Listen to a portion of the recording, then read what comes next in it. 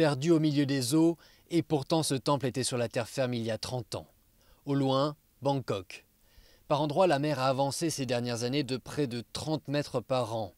Pour le moine du temple de Samuchin, rester est une manière de résister. Si on déplaçait le temple, les gens ne sauraient pas qu'il y a eu un temple ici et qu'il a été détruit. Mais si on reste et qu'on développe progressivement, on pourra continuer.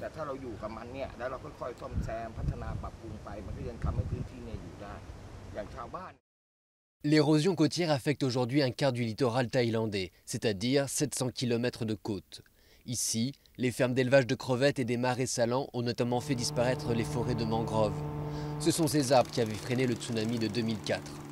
Alors, des projets publics et privés tentent de replanter des mangroves pour lutter contre l'érosion. Les forêts de mangroves de Bangkok s'érodent. En fait, la démarcation de Bangkok se trouve maintenant dans la mer, à 2 km dans la mer par rapport à là où les gens vivent. C'est à cause du changement climatique.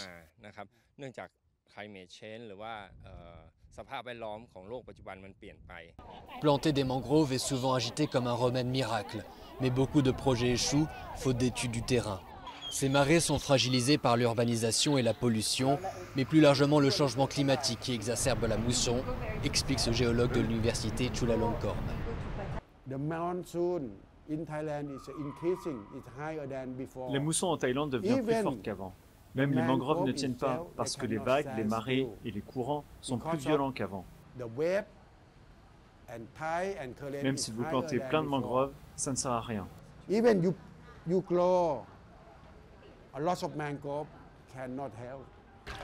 Des barrières en bambou d'anciens poteaux téléphoniques sont parfois érigées en barrages, avec des résultats mitigés. L'Asie du Sud-Est, et notamment le golfe de Thaïlande, est l'endroit au monde qui compte le plus de mangroves.